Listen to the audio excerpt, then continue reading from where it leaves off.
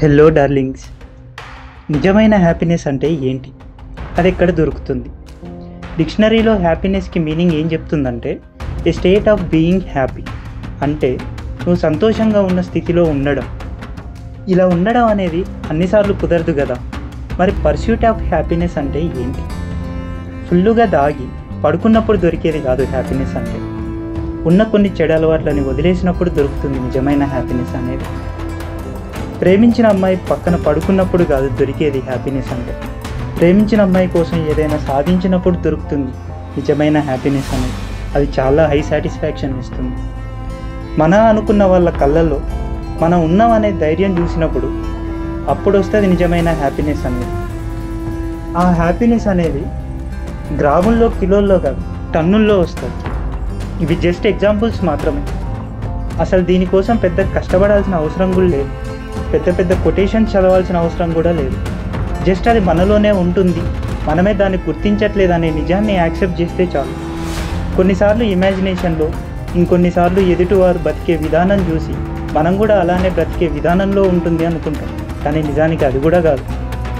బాగా కష్టపడాలి, డబ్బు సంపాదించాలి, మంచి బిల్డింగ్ కట్టాలి, నచ్చిన అమ్మాయిని పెళ్లి చేసుకోవాలి, అందులో బ్రతకాలని ఇలాంటి కోరికల మాయలో పడి వాటిని సాధించే ప్రయత్నంలో హ్యాపీనెస్ ఒక్కటే కాకుండా మనల్ని మనం కూడా కోల్పోతాం. ఇది కరెక్ట్గా. Don't make the mistake of equating your happiness with something that has utility value. ఇది నిజం. రేపు అనేది ఉందనే భ్రమలో నిన్న గడిచిపోయిన దాని గురించి ఈరోజు బాధపడుతూ మిగిలిపోతే రేపు అనేది నిన్నట్లానే గడిచిపోతుంది. ఈ విషయం మనందరికీ తెలుసనే అనుకుంటాం, కానీ నిజానికి మన ఎవరికీ తెలియదు. మన దగ్గర లేని దానికోసం మనకి హ్యాపీనెస్ ఇస్తుందని నమ్మి ఎన్నో ప్రయత్నాలు చేస్తుంటాం. కొన్నిసార్లు గెలవచ్చు, కొన్నిసార్లు ఓడిపోవచ్చు. కానీ దానికోసం కుక్కలా కష్టపడి అనుకున్నది సాధిస్తే ఇంక ఎలాంటి కష్టం ఉండదు, హ్యాపీగా ఉండొచ్చు అనుకుంటాం. కానీ నిజానికి అందులో కూడా మనకి హ్యాపీనెస్ అనేది దొరకదు. దీని గురించి మీకు ఒక చిన్న కథ చెప్తా. అది విన్నాక మీకే అర్థమవుతుందని అనుకుంటున్నా. ఇది నేను నా సొంతంగా రాసిన ఒక చిన్న కథ. మీ అందరికీ నచ్చుతుందని నమ్ముతున్నా. ఈ కథ ఓ ఇద్దరు వ్యక్తుల గురించి. అందులో ఒకరేమో అడవిలో పుట్టి అక్కడే ఉన్న జంతువులతో, పక్షులతో, నేచర్తో స్నేహం చేస్తూ హ్యాపీగా ఉండేవాడి కథ. ఇంకొకరేమో సిటీలో పుట్టి ఎన్నో సాధించి సక్సెస్ఫుల్గా జీవితాన్ని గడుపుతున్న ఓ వ్యక్తి కథ. అయితే కథలోకి వెళ్తే, అడవిలో బ్రతికే వ్యక్తికి ఒకరోజు అనిపిస్తుంది సిటీకి వెళ్ళి రిచ్ లైఫ్ బ్రతకాలి, ఇల్లు కట్టుకొని అందమైన అమ్మాయిని ప్రేమించి పెళ్లి చేసుకొని సిటీలోనే సెట్ అవ్వాలని. అలానే సిటీలో ఉన్న వ్యక్తికి అడవికి వెళ్ళి ఒక మంచి ఫామ్ హౌస్ కట్టుకొని అక్కడే ప్రశాంతమైన జీవితం గడపాలని అనిపిస్తుంది. అనుకున్నట్టుగానే అడవిలో నివసించే వ్యక్తి సిటీకి వెళ్ళి తన ప్రయత్నం మొదలు పెడతాడు. ఆ ప్రాసెస్లో అనుకున్నట్టుగానే డబ్బు సంపాదించి ఓ అందమైన వ్యక్తిని, ఓ అందమైన అమ్మాయిని ప్రేమించి పెళ్లి చేసుకుంటాడు.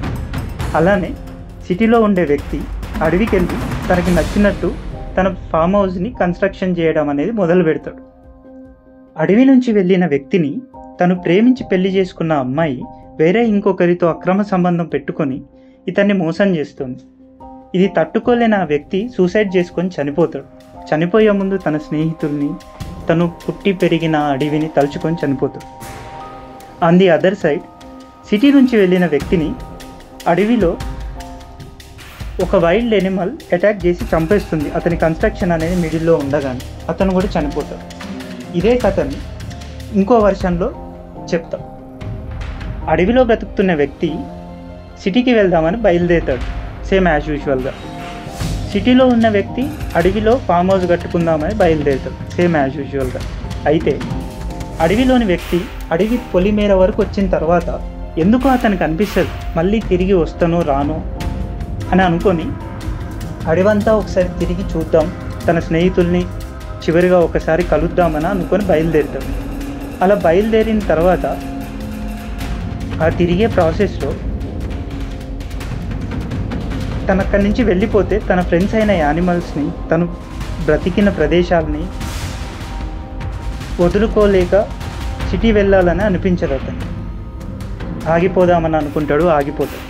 అలానే సిటీ నుంచి అడవికి వెళ్ళే వ్యక్తి అడవికి వెళ్ళి తన ఫామ్ హౌస్ కన్స్ట్రక్షన్ అనేది మొదలు పెడతాడు. అలా మొదలుపెట్టిన ఒక 2-3 డేస్ తర్వాత ఒకరోజు నైటు అతను ప్రశాంతంగా కూర్చున్నప్పుడు ఆ నేచర్ చేసే సౌండ్ అది విన్న తర్వాత అతనికి అనిపిస్తుంది ఆ చెట్లు పుట్టలు అతని కన్స్ట్రక్షన్ కోసం కట్ చేయడం అనేది కరెక్ట్ కాదు అని. అలా డిసైడ్ అయిన ఆ వ్యక్తి తిరిగి సిటీకి వెళ్ళిపోతాడు తన డ్రీమ్ కన్స్ట్రక్షన్ని ఆపేసి. అయితే అడవిలో ఉన్న వ్యక్తి సిటీకి వెళ్ళకుండా అక్కడే అడవిలో తన మిగిలిన జీవితాన్ని తన స్నేహితులతో తనకి నచ్చిన ప్రదేశాల మధ్య సాటిస్ఫాక్షన్తో బ్రతికి హ్యాపీగా కనుమూస్తాడు. అలానే ఫామ్ హౌస్ కన్స్ట్రక్షన్ ఆపేసి వెళ్ళిన వ్యక్తి నేచర్ పైన రాస్తూ మిగిలిన జీవితం అంతా సంతోషంగా స్పెండ్ చేసి హ్యాపీగా కనుమూస్తాడు. ఇంతే story. Moral of the story ఏంటంటే చావు అనేది ఖాయం కాబట్టి మనం ఎలా బ్రతికినాం అనేది ముఖ్యం, ఎలా పోయినాం అనేది ముఖ్యం. మనది కాని చోట మనల్ని వెతుక్కోవాలని అనుకోవడం మూర్ఖత్వం. మనదైన చోట మనల్ని వెతుక్కోవడమే నిజమైన సంతోషం. మన జీవితంలో రేపేం వస్తాయి అనే దానికంటే ఈరోజు మన దగ్గర ఉన్న వాటితోనే సరిపెట్టుకోవడమే నిజమైన సంతోషాన్ని. ఈ చిన్న లాజిక్ తెలుసుకుంటే నువ్వు చేసే ప్రతి పనిలో, నువ్వు వెళ్ళే దారిలో, నీతో ఉన్న మనుషుల మధ్యలో అంతవరకు ఎందుకు నీ దగ్గరే నీకు నిజమైన హ్యాపీనెస్ దొరుకుతుంది. Thanks for watching darlings. Bye.